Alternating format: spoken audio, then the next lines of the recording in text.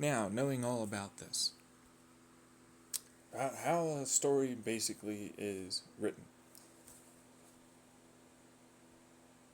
the general outline, basically. There isn't a difference, really. They all follow the same patterns, just like any anti-hero, hero, villain, and so on and so forth stories in comics.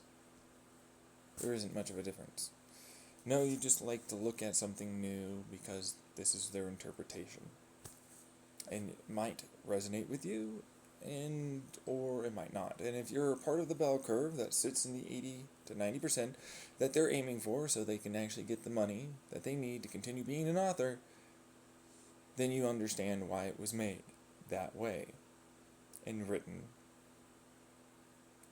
such as it is. There isn't really a difference there. They pander to their audience, and that is something you must understand and accept. That's the only thing they do and will do. Doesn't mean it's a good story, doesn't mean it's not a good story. It just means it's a story that was meant to enrapture your attention. That's it. That's all they'll ever do. To waste, to distract, to push, pull at the strings of your emotions with the understanding that you're in a safe place and that it'll make you think. That's all horror really is about, more or less. And pretty much all stories, any art, is something along those lines, one way or another. Some of it is just this, but of course, if it doesn't do these things, well, ultimately, does it get viewed? Probably not. And then there's the dichotomy of, I am an artist, but I also need to make money, so, I just want to do things and see what happens. That sounds an awful lot like a scientist, doesn't it? Sounds an awful lot like a lot of them, doesn't it? The experimental part of it all, the nature of seeing what the oohs and ahs and so on and so forth of the audience happens to push and pull the direction of your pen and mind in its own right. That's all it is. So, heading towards a existential dread of a horror, like you were changed evolutionarily to this terrible thing. Ah, right, yes, no, well. I mean, the other part of that, the flip side, the positive, bright side. Oh, so you can change them that drastically, huh? There is a possibility of doing that, huh? So we can, just make ourselves happy as fuck? We have determinism. We'll never be able to... Wait a second. I could make the choice to basically determine it this way and be happy all the time. Oh, yeah, no, I could do that, huh? I love this whole thing when it comes down to Ready Player 1 and Ready Player 2. It's like, wait a second, they have uber fucking computers that can do this shit? Turn off the fucking game. What are you doing? You could literally fucking solve all of your world's problems and just go along with it. Oh, wait. The true horror that is there that we know day in, day out, everywhere we look on our planet. People don't want to work together. People don't really want to do that. People, regardless of how bad it gets, will not help each other for some damn reason. What is that about? But we see these stories and these little tiny things, and it's like, yes, no, but the whole is not doing it, does it? That's the point. That's the horror. It is a direct look into the fact that there are these powerful people that are trying to help the world and they're just going to run, but it's like, no, we're not going to turn off the very distraction. We're not going to turn off and we're not going to forcefully make sure only money is given to fixing this shit and basically becoming the bad parent who puts their foot down and spanks the child and says, shut the fuck up, I don't care, you're doing this. You're going to fix this, you're going to do that, you're going to do this. And I don't care anymore.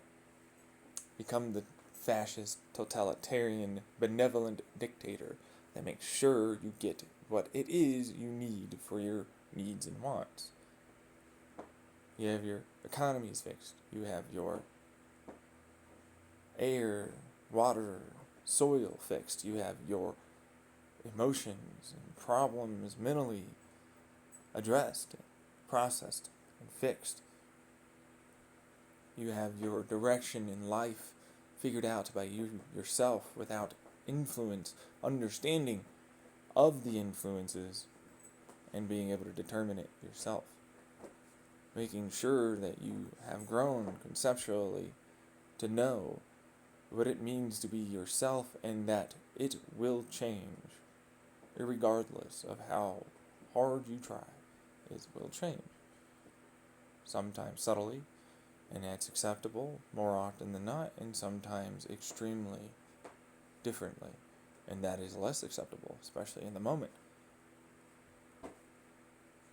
That is what that is it not? Now, is that bad? Is that good? Well, obviously, it's a perspective. It's a perspective of the people that are involved and the person listening in, is it not? So, what is it that the story wants itself to be? Do I pander for the people that need to hear a bunch of platitudes and get all winkly and weird?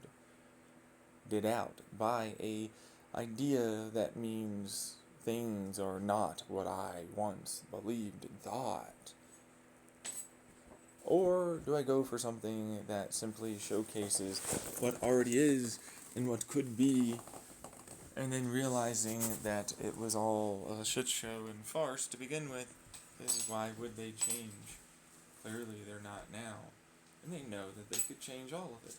But the petty squabbles and more, the inability to allow for someone to simply exist and accept their existence and still help them over there, away from you, living their life this way, and allow them to crater and die or flourish and bloom, as that is the natural order of things, to a point, with the understanding that all life supports one another, encourages one another to be supported and continue living.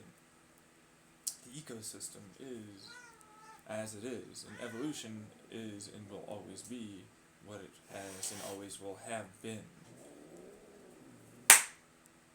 Don't. Does that necessitate a change?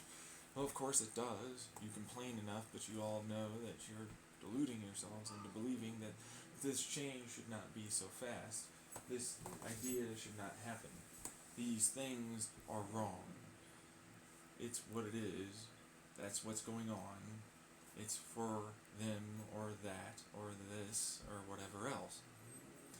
The idea of it being negative is a purely philosophical perspective designed to entice you into the belief that there is not multiple solutions and allowed things that will be just fine and dandy to exist and ultimately succeed.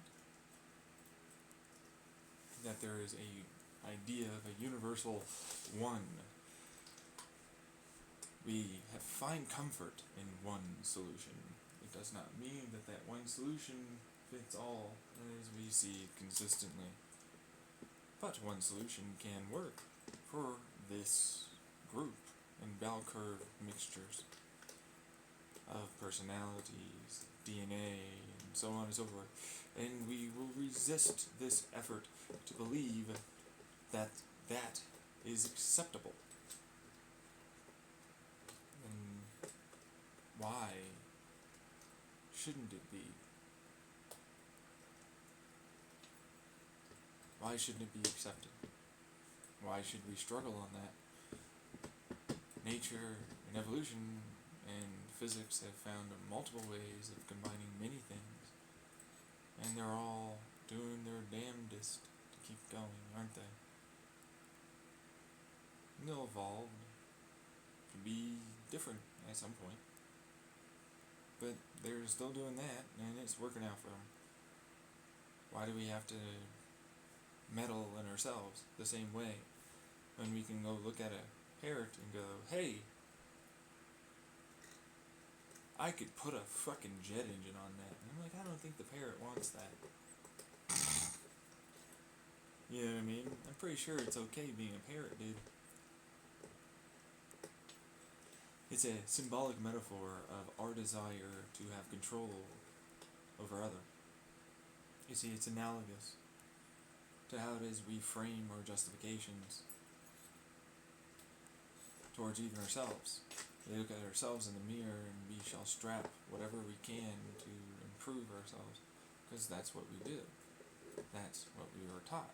But we never teach ourselves to accept what we are now and to grow and change as necessary and or not as wanted, which is all just fine and dandy, and the consequences can be positive, negative, neutral, or all of the above, or none of that. And that is all just fine. An existential horror is such that we already live in one. We refuse to accept others. We refuse to accept consequences. We refuse to accept ourselves. And we refuse to accept that we might not know better than others, or even for ourselves. We refuse to accept that things can be allowed to die, allowed to live, allowed to burn, be tortured, or allowed to flourish and bloom. As there is no such thing as fair, just, or equal. Not really. Not in this. But there is, unfortunately. And that's what we know.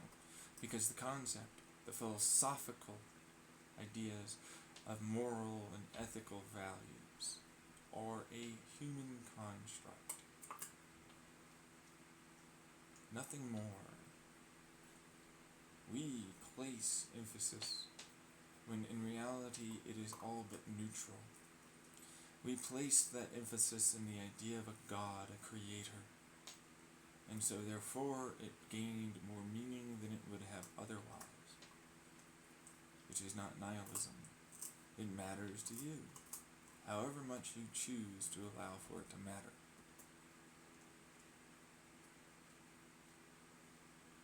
The art. What is the art? What is the angle? Do you want to learn? Grow, prosper, and whatever it is you choose, regardless of whatever the group thinks? Or do you want to go with the group? Or do you want to do some combat? Do you want to place meaning? Do you not? Do you need it to be bad? Do you need it to be good? What is your personality? What is the story going to do for you? That is your basis of questioning before you read it, is it not? Those feelings you bubble up inside and get all weird and got the ping and pang of adrenaline and fear before you pick it up and you read, right?